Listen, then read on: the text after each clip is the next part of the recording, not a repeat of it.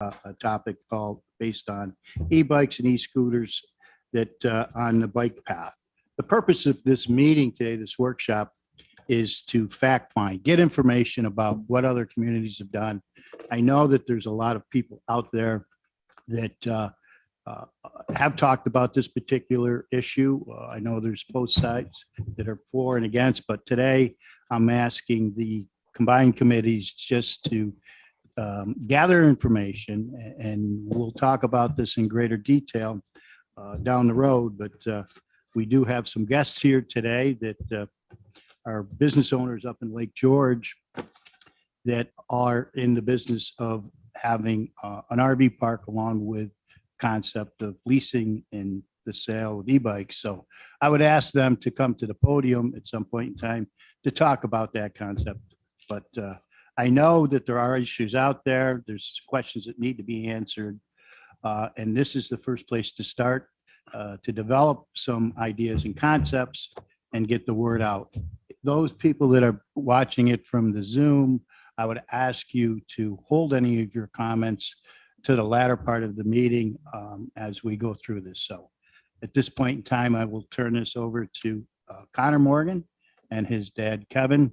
And I would ask Connor to come up to the podium there and just give us a little history, little information about e-bikes, how they work, things like that. Hi, good morning, everybody. Before I get into the topic of the day and electric bikes in general, I'd just like to start off with something about myself so the board and the community is aware of who I am and who our family is. I'm Connor Morgan. I am a frequenter of Lake George. I've recently moved to the area just last March, and our family has gotten into business just south of the town of Lake George. We own the Whipperwill Motel and Campground. We've had it for 3 seasons now. And it's been a business that has, through COVID and in the last 3 years, has been exciting. It's certainly offered a lot of challenges, but it's been a really enjoyable business. And as a family, we're happy to be where we are. To my left is Kevin Morgan. He's my father. He's the one who has gotten us here. He's the one who's made the campground possible. He's made the electric bike business possible. And I'm very fortunate to be here with him to share in business and in life together. So it's been a lot of fun. And I'm very interested to see where it goes because I think Lake George and Warren County, the greater area, is a growing community. It's a place where I think in the future, due to various factors, I think it's going to be an area where it's going to see an increase in population, increase in activity, and we're fortunate to be here for it.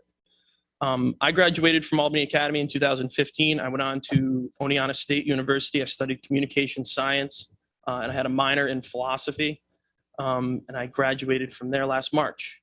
And that was in the middle of COVID, so regardless of whatever life plans I had, I wound up here in Lake George, and I've thoroughly enjoyed it. I think it's a good place to be. I've been able to compare it to where a lot of my colleagues who I went to college with, their situation, what they're doing, and I'm very fortunate to be in this area. So as far as the campground and our electric bike business, this April, we started a company called the Lake George Electric Bike Company with the business model that we were going to rent, sell, and service various versions of electric bicycles. My interest began when at a campground, you'll find, I don't know if anyone here are avid campers, but you'll find that bicycles are probably the main form of transportation for the RV camping industry. They're compact, they're small, they're generally affordable, and they're something that couples or families can bring along relatively easily to get around. And we had found that increasing numbers of our guests had been using an electrically augmented bicycle with a pedal assist option on it. And all that, the main focus of these bicycles is that they augment human power. So what they do is they offer a little bit of help where it's needed, or an option to power through an intersection, or to, most importantly, what I found to be most incredible is its ability to help folks up a hill. I don't know if anybody here are avid bikers, but hills in this area are frequent, and the electric bike I have found is a wonderful way past that.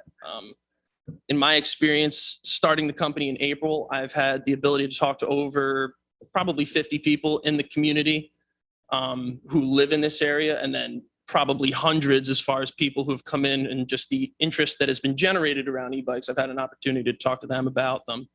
I found that people from all age groups are trying these bikes, but the majority of them are older folks who have either not been able to bike as much on their conventional bicycles, but have found that an electric bike is a wonderful opportunity for them to get back into biking as something that has helped them, whether they have a health issue, bad knees or a bad back, or possibly hypertension. Doctors have recommended electric bicycles to folks as an alternative to like stationary biking or walking if they have problems with knees. This is a low impact opportunity to get people out on a bike again. I'd like to take a couple minutes just to go over New York State's classification of electric bikes.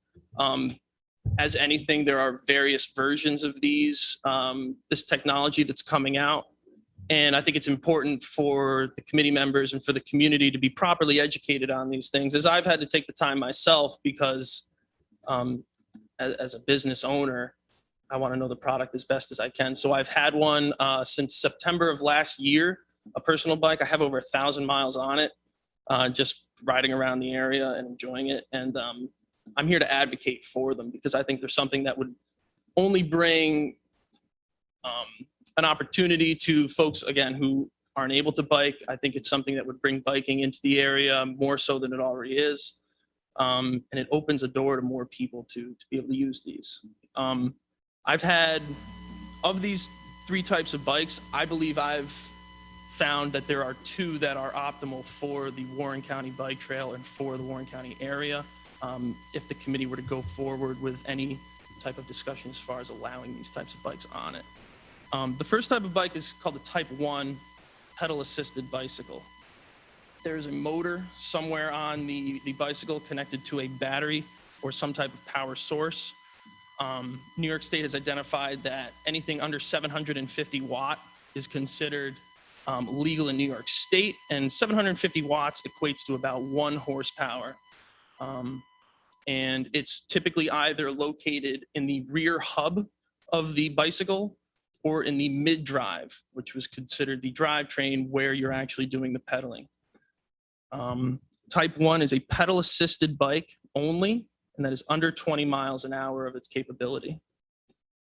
A Type 2 electric bicycle has a throttle option.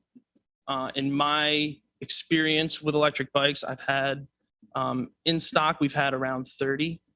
The throttle option is something that is important because it allows folks, especially at a dead stop at an intersection. I have found that a throttle option allows people to move through an intersection appropriately. It also helps with tight turning. And those are limited to 20 miles an hour. Now, a Type 3 electric bike is just as I've described, but it has the capability of going up to 28 miles an hour. I'm of the opinion that that is not something that would be accessible to the public. I think that sort of speed is inappropriate for the area, for safety reasons, for various reasons. But I am of the opinion that a Type 2 electric bike or lower is something that would be considered safe in the area and is open to discussion as far as its capability and what it's possible of doing. I invite any questions that the board has regarding these electric bikes. I would also like to take this opportunity, if anybody in the community or here today would be interested in coming down and seeing an electric bike, and at least being able to better understand it in person, I would be happy to have anybody down to the Whipperwill Motel and Campground, which is where we are located, to see and to help educate regarding these things. I'd also like to take a moment and just thank Mr. Jack Diamond here for coming down to our property. He spent about an hour and a half with my father and I a couple days ago. I know he approached us and invited us to this meeting to talk. And as a younger guy, and having been in the area for 3 years, it was really nice to see somebody come down and take the opportunity to sit and talk with us. And I was very, very appreciative of that. So thank you, Mr. Diamond. I'd like to open it up. If board members have any questions, I'd be happy to answer them. Jack, Oh, yeah. Dennis? Go ahead, Dennis. You got the Thank you. floor. thank you. Connor and Kevin, for your information, I am the supervisor of the town of Lake George. And Connor, you and I spoke at length. For the rest of the board, I've said this before and I'll state it again. I am a senior citizen. I've bicycled all my life. I've had all kinds of bicycles. I'm at the stage where without an e-bike, I would not be able to continue biking. I simply don't have the stamina or the strength to do what I'd like to do. And if I don't have the ability to use my e-bike, I'm not doing it. I think this is a serious infraction of senior citizens' abilities to bike and to bike on the bike trail. And I do not consider it to be dangerous at the speeds it goes. There are guys on there with race bikes that go faster than that. So, Connor, we're glad to have you in Lake George. You got a great business there, and I wish you well. Thank you. Thank you. Thank you, Dennis. Mr. McGowan? Thank you, Chairman Diamond. Thank you. That was a very nice presentation. As I stated to the board before, I got on an e-bike for the first time. I rode a bike enjoyably in over 20 years.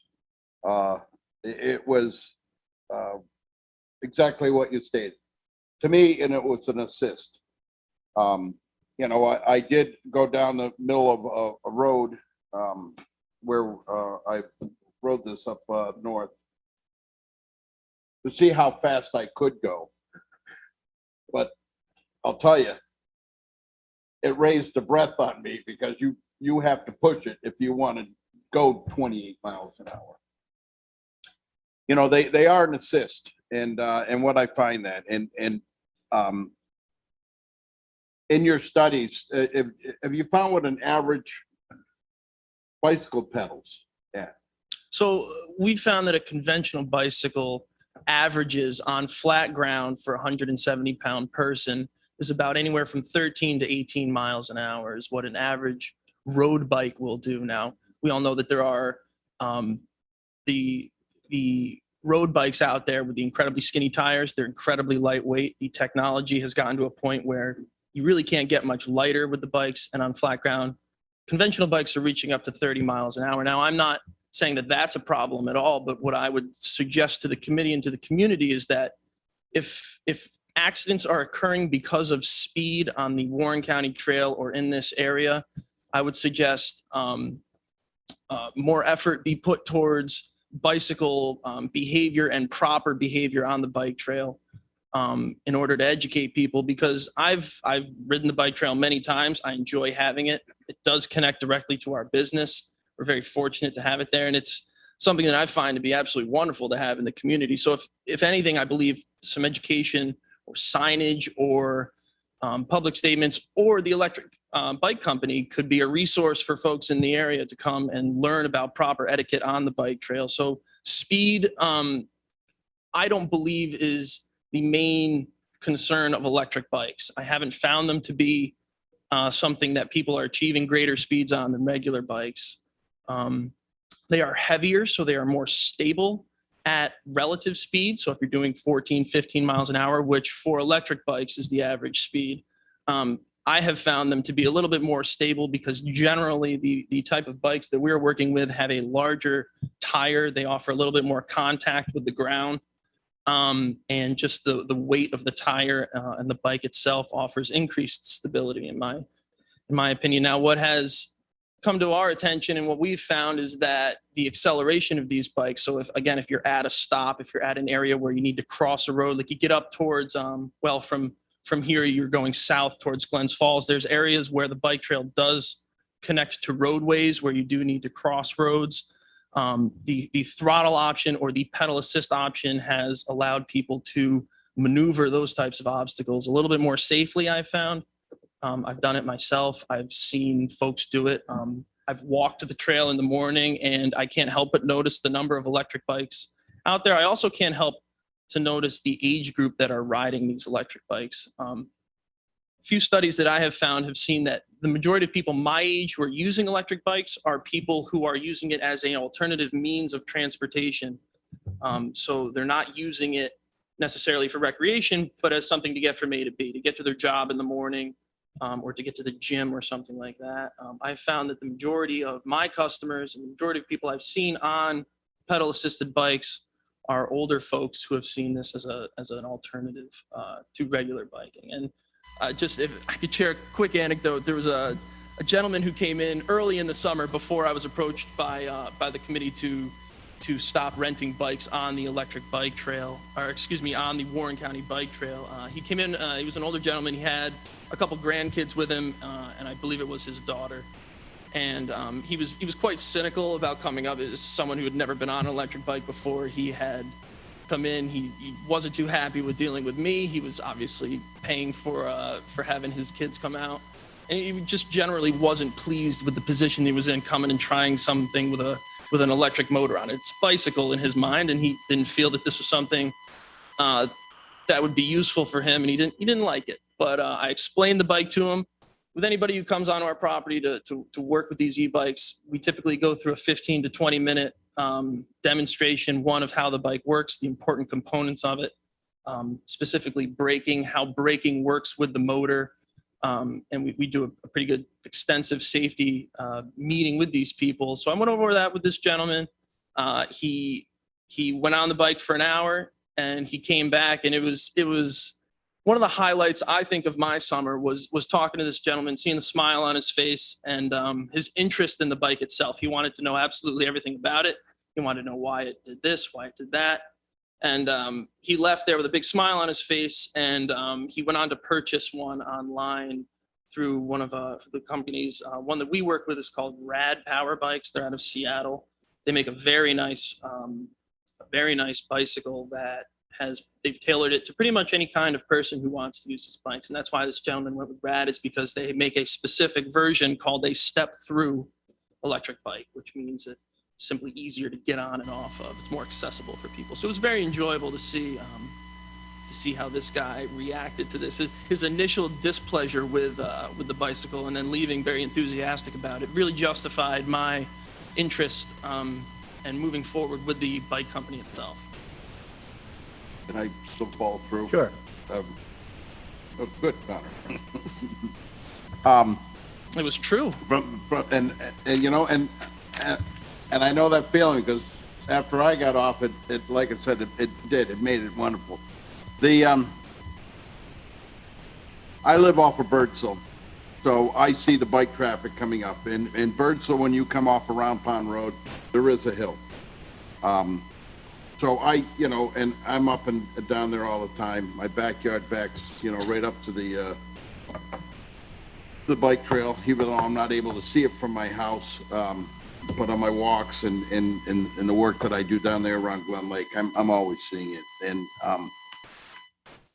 I see all different types of bikes. One of the most encouraging things I see is, you're right, I've seen more older people on these e-bikes. And I see them coming up that hill, and it's not a frown. It's not an unhappy face at all. They're just going up there. And I've seen them going down the hill. They're not racing down there to the stop sign. What I see is a lot of these road bikes with the tiny tires. Those are the people that I have noticed that you have to watch out for, especially pulling in and out of the neighborhood. I've seen them blow through the stop sign out on a Round Pond Road, and that's halfway through an S-turn. It is very dangerous. And, those tires are only like a half inch wide. I mean, it scares me, but that's But those are the ones that are out there for the endurance. They're out there endurance pushing themselves, and they're going as fast as they can down the hills and that. They're trying to beat their time. Most of the people that I have found on these e-bikes, and from what I've talked to people with riding them, it really brings back the fact that I can get back out on a bike again, and I don't have to worry about that hill, or I don't have to worry about trying to get the thing going to, to get my feet on the pedal. And like I said, my opinion on these are really a positive one of what it could do to the community and what it can bring to our county. I don't feel that we will have a problem, not even with a 3, because anybody is going to do the endurance. You don't want to go into a 30 mile per hour corner or 30 miles an hour into a corner on a bike. Right. All right. I agree with you on the fact that posting, some rules and regulations. And hey, even if we have to get the sheriff's department a couple bikes there, I'm sure we'd have some volunteers that would just love to on a beautiful day, not a rainy one.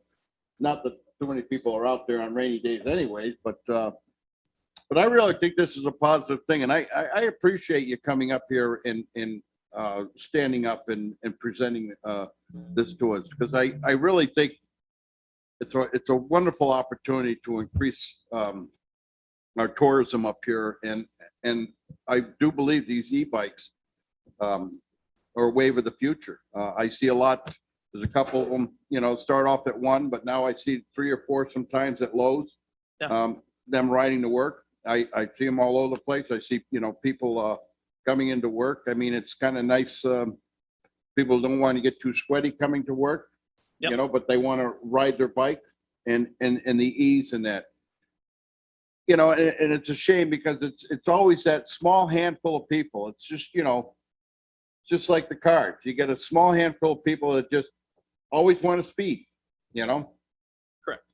And then you got the people that, want to abide by the laws. Most of the people are going to abide by the laws, and there's a common courtesy among that. And hey, if the bike trail is busy, you don't go fast. But on the road bikes, you do see them on the bike trail. Yeah. You see it on the road, but on the bike trail, those are the ones that I'd like to limit because of the speed. I know it's safe to ride that. And like I said, because those are endurance and they're building themselves for strength and they're pushing themselves. The e-bikes are for the people that want to get out there and have the enjoyment, get some exercise. And to me, what I found out is that, like I said, you want to go fast, you need to pedal. Yes. It's not like you pull the trigger on a motor scooter there, or those. I see a 2-stroke. I think there's two strokes that I see come up Birdsall and hit the and they're loud, obnoxious, and I try to catch them to warn them that that's a motorized vehicle. This is like, to me, it's a kinetic energy. You need to apply to get somewhere. Yes, it will take off, but just to hold the trigger, you're not going to do 30 miles an hour. No, absolutely not. And if you do, you're not going to be able to get the length you want out of your trip either. So That's correct. One of the nice things that has been built into these bicycles is the ability to tune them down or to regulate just how quickly these bikes can go. For purposes as a business, I've regulated my bikes that can only go a certain speed, and it's a little under 20 miles an hour. That's what I've identified as being safe. That's what New York State has identified as being safe for these bikes. And to your point about the folks who were bringing them down and you'd see them parked at Lowe's and things like that, I think it's important to note the greater movement away from conventional transportation in this country. Specifically on the West Coast, there's been a massive movement towards electric bicycles. Traffic is a serious concern in places like Los Angeles, San Francisco, the various, Seattle is a big one. Seattle's a major city where that's a company that I work with. Again, that Rad Bike is who I work with out there. this is quickly, and whether we like it or not, it's becoming a much more appropriate means of transportation for people. It's an affordable way to get around having to buy a vehicle. It's better than public transportation, as people want to, especially with COVID-19, nobody wants to be stuck on a bus. This is an affordable way for folks to get out and use a bicycle without getting sweaty going to work, or people might not necessarily feel comfortable on a regular bicycle. Another point, the smaller road bikes, the acoustics of these incredibly, the technology of these things is incredible. They're incredibly lightweight. These road bikes that folks are doing speed on, the acoustics of them, they're silent. They make absolutely no noise whatsoever because of the small tire that they have and the aerodynamics of the bike.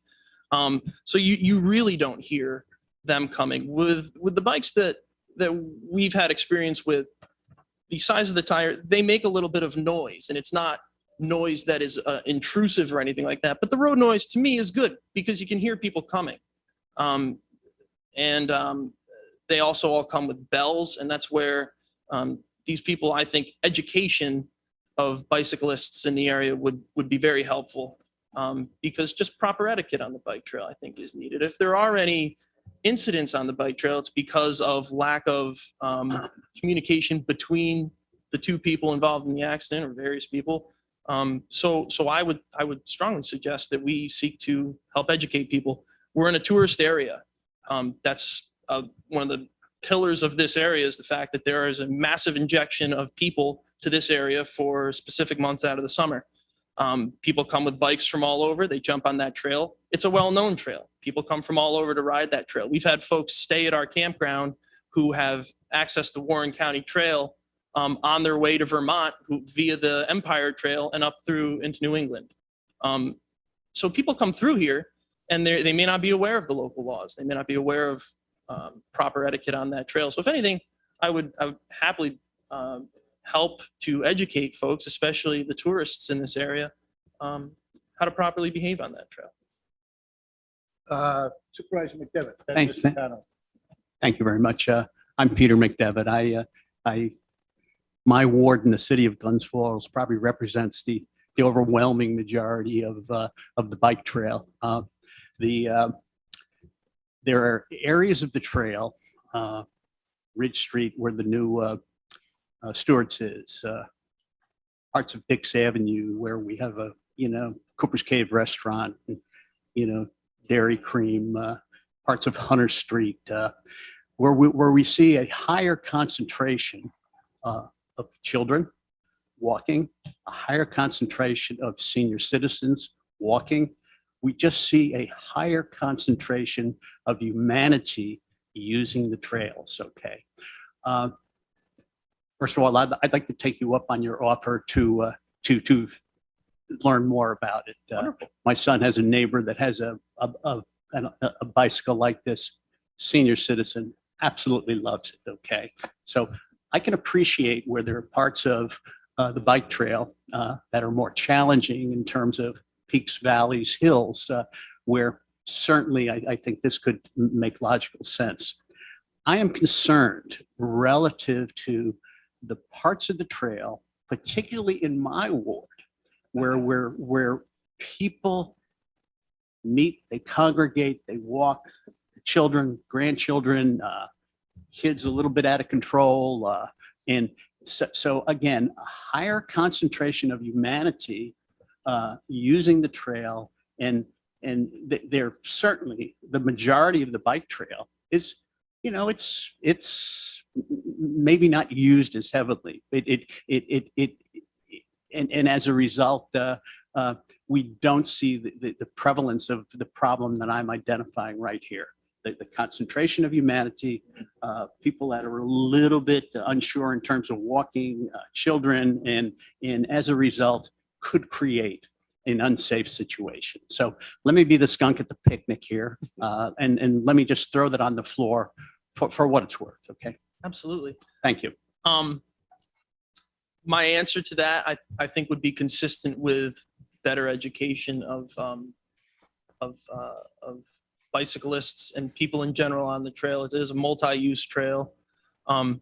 We are located 2 miles south of the village of Lake George, which is where the Warren County Trail, I believe, comes to an end, right down by $1 Million Beach.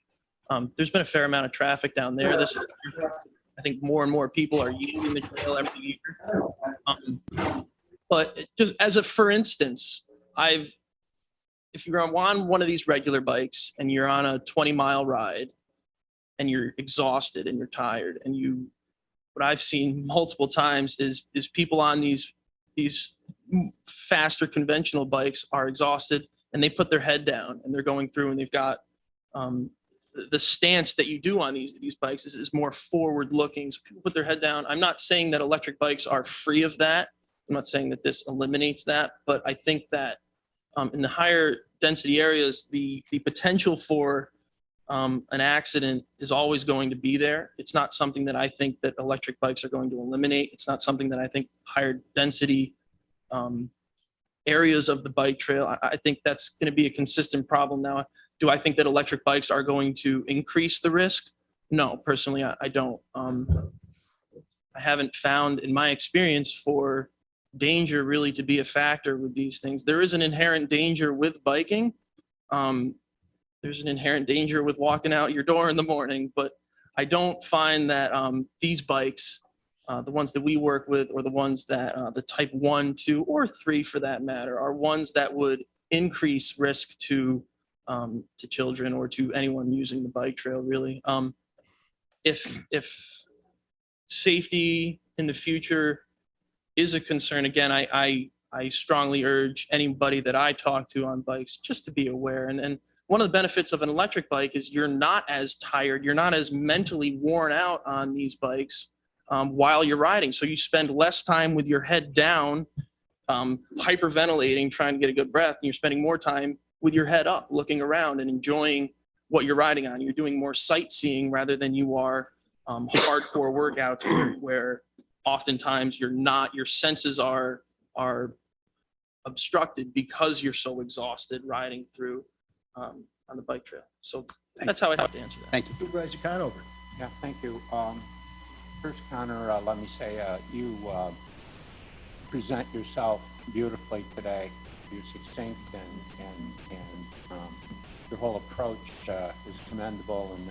And I know your father, I could see him smiling as you were making this presentation, and he must be extremely proud of you and how you carry yourself. And Thank you. What a blessing it is to have, I'm sure, to have your son involved in this enterprise. And then let me also say to Diamond that how much many of us appreciate your deliberative approach relative to this matter, that we need to consider this.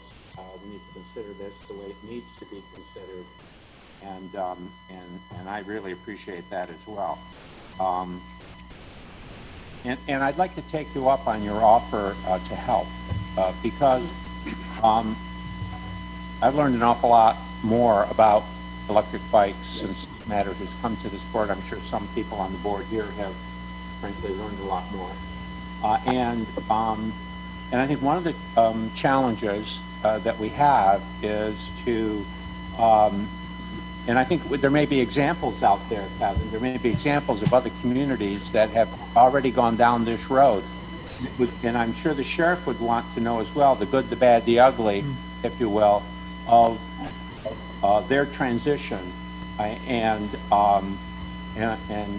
what their conclusions were in terms of allowing this activity on the trail, relative to small things such as signage and enforcement, or not that enforcement is a small thing, but and larger things in terms of obviously possible accidents relative to pedestrians or whatever. And it's important for us to know this.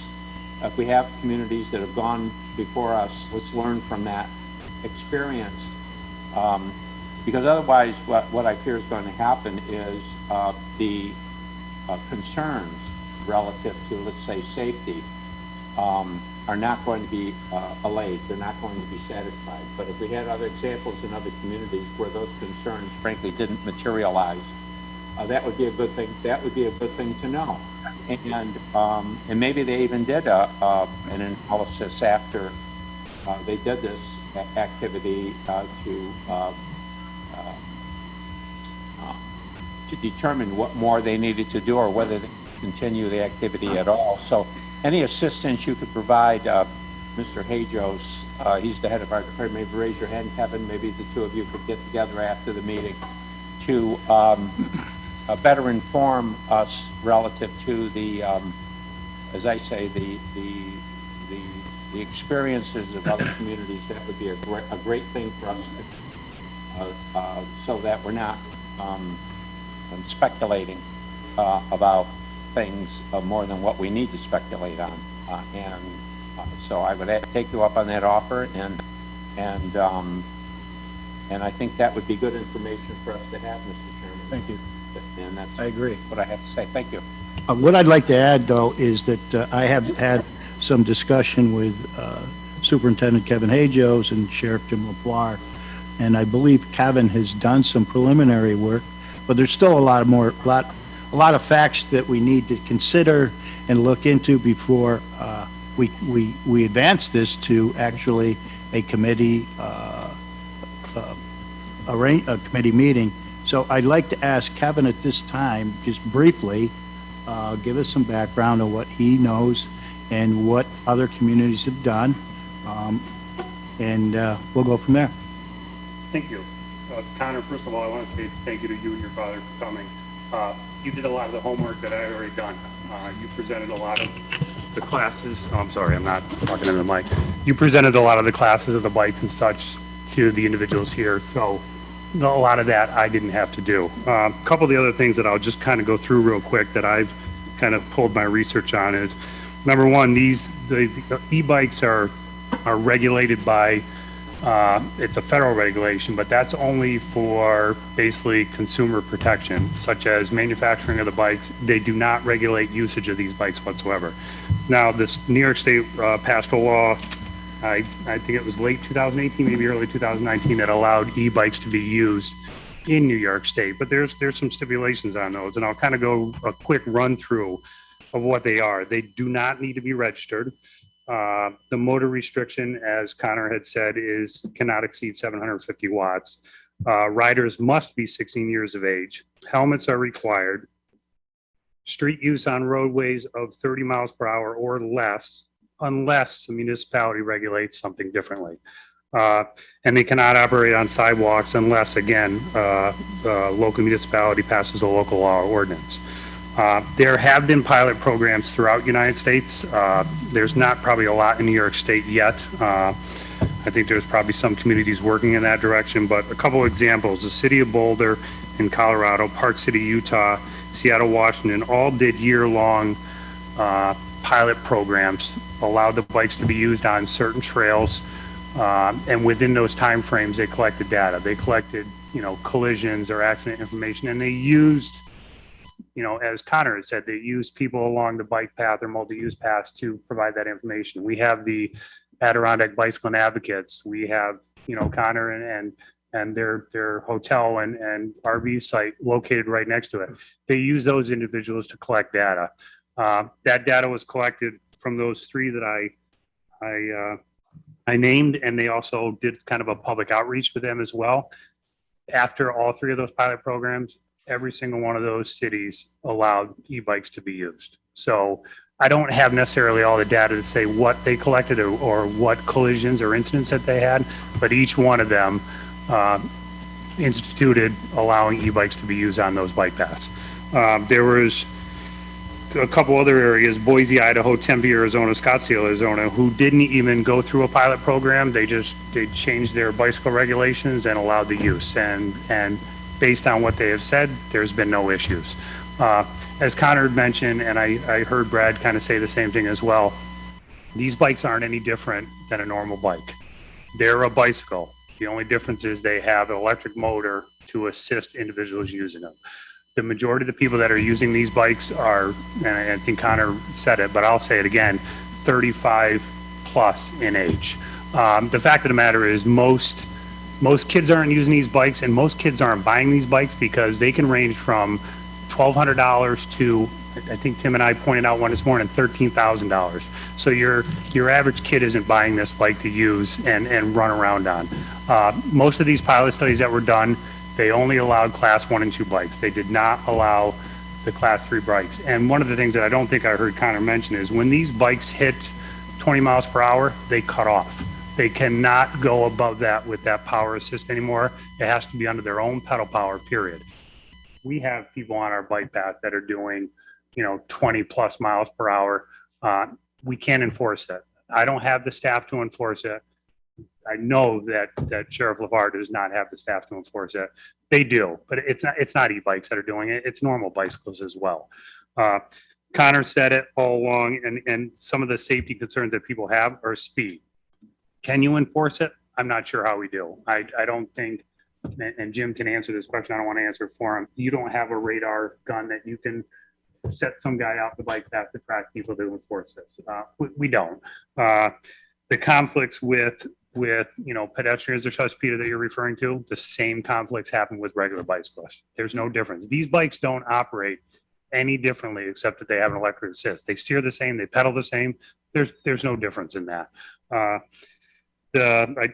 discussed the typical users. The bottom line, and Connor referred to this, and this is something that Tim and I have talked about, it's user behavior and trail etiquette education that makes the difference. That's the bottom line. And if we're able to get that educational piece out there, that people understand that they're there, and it's not just for e-bikes, it's for anybody. We have the rules of the path specified out there. Do people follow the rules? I think I can ask Supervisor Beatty, I can ask Supervisor McDevitt. They don't follow the dog. So we can the only thing that we can do is, put signs out there to say, this is what you should do. And we hope that people will abide by it. One of the things that Supervisor Diamond, myself, and Sheriff LaFar we discussed was maybe there's a possibility of us initiating that pilot program, and with the help of maybe Parks and Rec, as well as others along the bike path, that we can gather this information for a 6-month period and see if there's any different conflicts with individuals and anything different than what we have today. And that may be a step. But again, I know this is just an informational purpose, and that's the information that I have right now. Thank you very much, Kevin. Dennis Dickinson would like to add to the conversation. Yes, thank you, Jack. I appreciate it. I just wanted to make a comment. The bike path, believe it or not, is for bikes. That's its primary use. Now, if you want to walk on it, that's fine. Nobody's going to stop you, but you're walking on a bike path and you have to pay attention to what's going on. You wouldn't walk on a busy highway with your family and dog. But I don't think you should be walking on the bike path unless you're cognizant of the fact that there's bicycles on there and you need to pay attention. Thank you. Thanks, Dennis. Turn it over to Supervisor Connell. Yeah, Kevin, I could send out an email to the board relative to the 3 pilots that you mentioned, and any support material that you can pull off the internet or that they will send you, and also include the other communities that have instituted this on their trails. I think that's important information, and that would allow any supervisor, should they wish to contact those communities, to talk to them about their experiences. And I think that's very important. That information is very, very important to know. So if you could provide that, I would appreciate it. Thank you. Thank you, Supervisor. Is there any other questions or comments that my colleagues here on the board or anybody on the Zoom that would like to add to this discussion? Yes. Okay, Supervisor John Stroud. Thank you. Yeah, well, I don't have a problem with pedal assisted electric bikes. When you get to a point where just the motor is driving the bicycle, what's the difference between that and a motorcycle? And I agree with Dennis. there's a lot of seniors with physical disabilities who want to be on that bike trail and using it with a bicycle, and these pedal assisted bicycles are wonderful with that. But there's 3 types. And so I'm not clear as to what type we're talking about. Type 1 clearly should be allowed on the bike trail, and that's a power assisted that can go up to 20.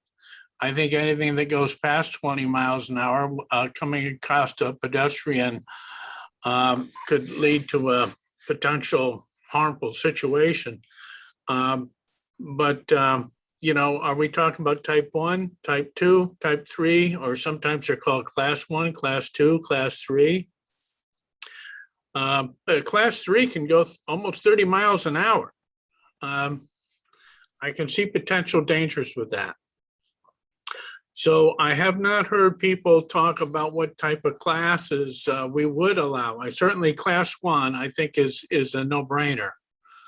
We would allow power assisted or pedal assisted bicycles that could go up to 20 miles an hour. Thank you. John, I'd just like to comment on that. Earlier on during Connor's presentation, I think he was pretty adamant about type 1 and type 2, but I'm not going to speak for him about that. But I think that's a conversation if this advances to the committee itself to make these decisions. We'll have that discussion at that point in time also, because safety is everybody's concern in regards to this matter. Is there anybody else that'd like to comment? Mr. McGowan. Yes, thank you. I'd just like to follow up on Supervisor McDevitt and Supervisor Dickinson. And that's the comment that, you know, Supervisor McDevitt, I understand the city, that is a busy walking path. It's a beautiful path. But it is a bike path. You know, the city of Glens Falls is full of sidewalks, but I see I see the interest of walking the bike path because you don't have all those curbs you have to step over, and all the, you know, most of the roads that you have to cross are all marked. And I could see the convenience of people doing that. And it would be, I think, it would go back on really onto the education of, you know, just making everybody aware. You know, it's a shared one. There's a lot of Glens Falls in front of the post office. You know, there's the bike path. You know, you have the sidewalk, and then you have the bike thing where you pull over to go into the post office. So, so you open up your door, and then, so now before I open up my door at the post office, you know, I look in my mirror to make sure someone's not coming down the bike thing, you know. But I'm aware of that. Not everybody is, and I'm happy to see the people walking the bike path in Glens Falls. I think that's really, it's a beautiful spot now with the Stewarts and the especially the ice cream, and like I said, it's an easy access because it kind of goes right through the city. So you know, I see the point that you're making, and you know, but I see a lot more people parking at the parking lots and heading, you know, from Queensbury up into Lake George too. So but I do see a lot of the kids, and I see your concerns, and I do share those too. So just wanted to mention that. Thank you. Don, is there anybody out in the public that would like to comment on this subject matter? Hi, Supervisor Diamond. There is no comment on YouTube at this time. Okay, great. Thank you. Any more questions for Connor and his dad? Yes. I'd like to, if I had a moment, I'd like to add something. I believe it was a Mr. John, forgive me if I'm saying the last name wrong, Stroh. Thank you. He had mentioned that he talked about the difference between when you have a throttle on your electric bike. What are the differences between a motorcycle and electric bike at that point, or probably more appropriately a moped? The main differences, if I could address, are you have drastically different power that we're talking about. The speed is much lower, and weight.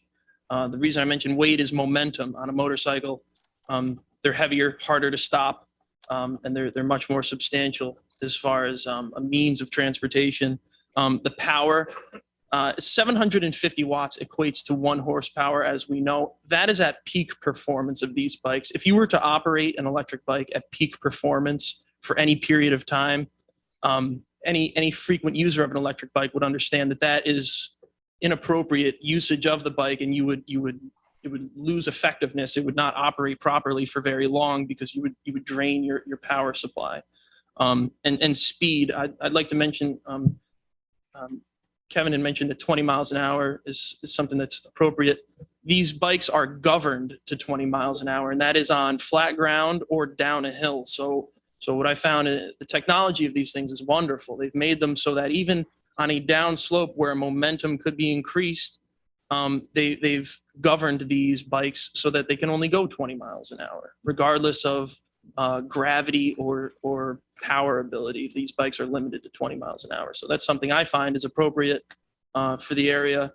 And it's something that has, it's increased my interest in these bikes because the technology that they're using for them, the batteries that they're putting in these things are the safest. They can take an impact. They're dead quiet. They're readily available.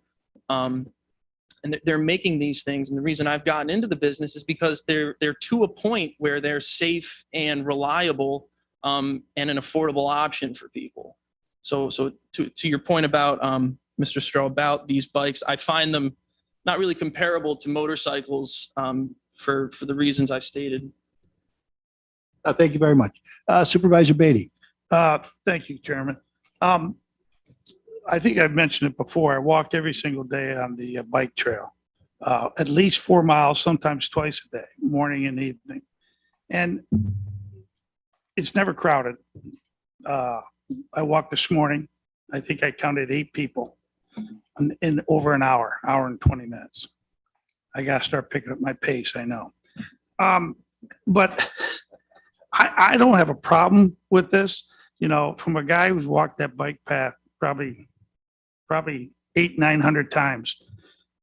There's been probably 4 incidents in all those times that I was a little bit concerned about my safety.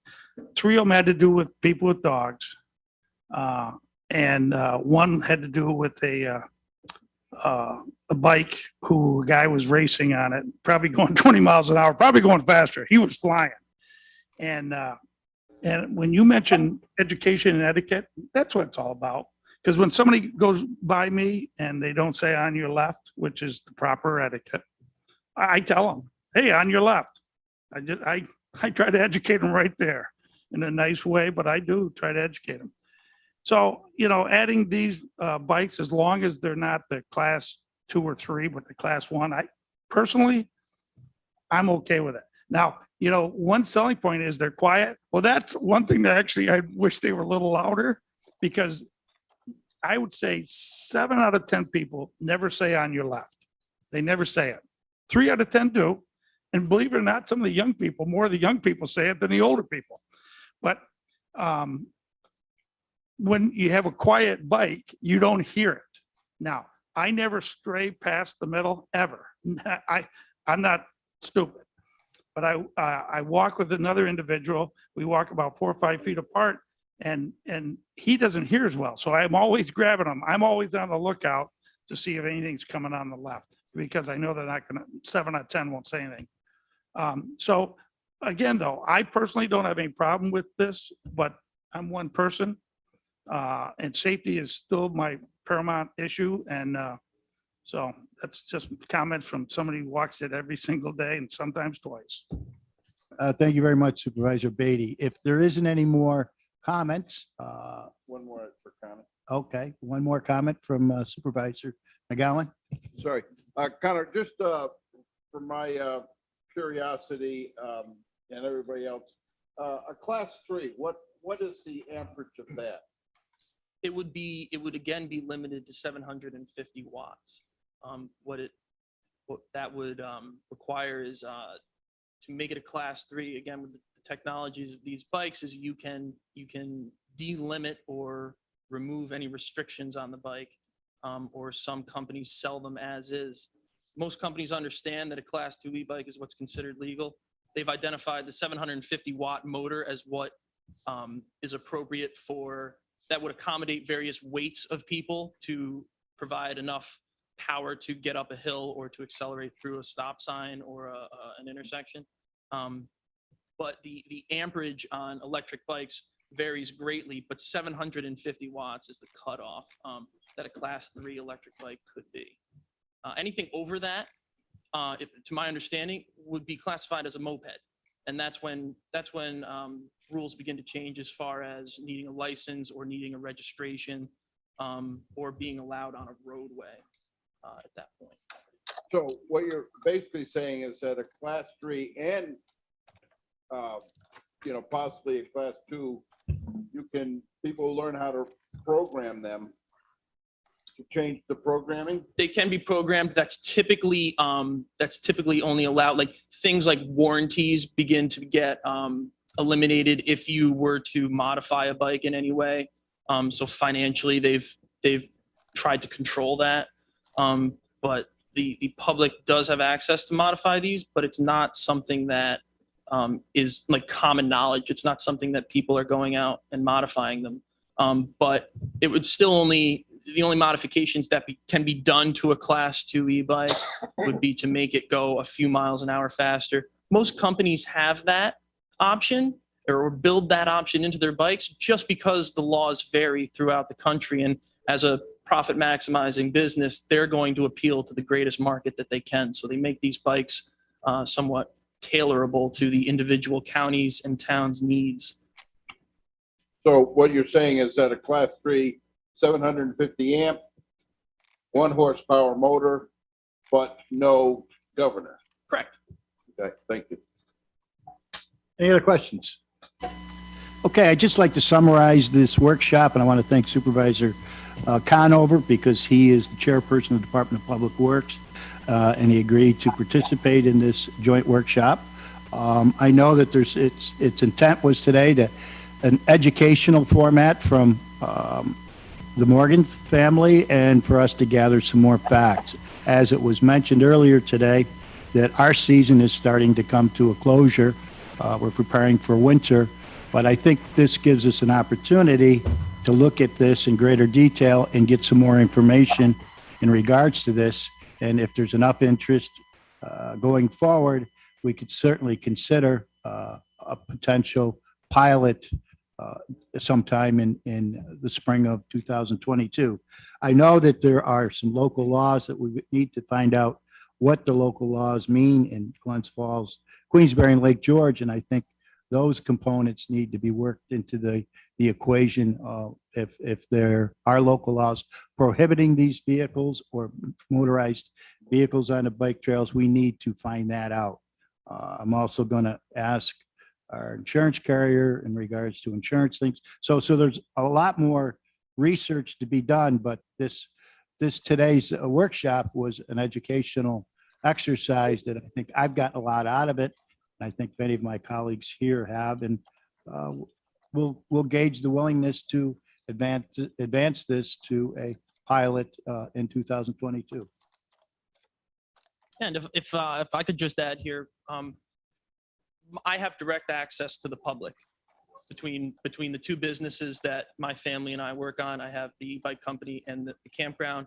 I have direct access to the public. If it is of the opinion of the committee that you folks are unable to educate the public properly, I would be happy to work with anybody and everybody in the educational process. I have that benefit of dealing with the public daily as part of my business. So as far as education goes on this matter, I believe the Lake George Electric Bike Company is a great resource for that. And to your point, sir, about pilot studies and other municipalities that have done something like this, I've taken some time and just for my own education have tried to research the topic as best as I can. And I found that you had cited and Mr. Hajos had cited a few studies. There are tons out there of different municipalities that have gone through and done pilot studies like this. And I've tried to compile those studies as best I can via my website, which is lakegeorgeelectricbikecompany.com. And from there, I've tried to create a bit of a resource for community members and for myself. It's been good education for myself to take all of that information and try to put it in one location that's easily accessible to people and to the public. So if there's anything I can do as far as education of this goes going forward, I'd like to be included. Thank you very much. That concludes our workshop. I want to thank Kevin and Connor for attending today. And we'll be talking to you in the very near future. And you're always welcome to stay. We do have a local development corporation meeting at 11 a.m. if you'd like to stay and participate in that. But other than that, thank you very much for coming today. Thank you. Thank you for your time.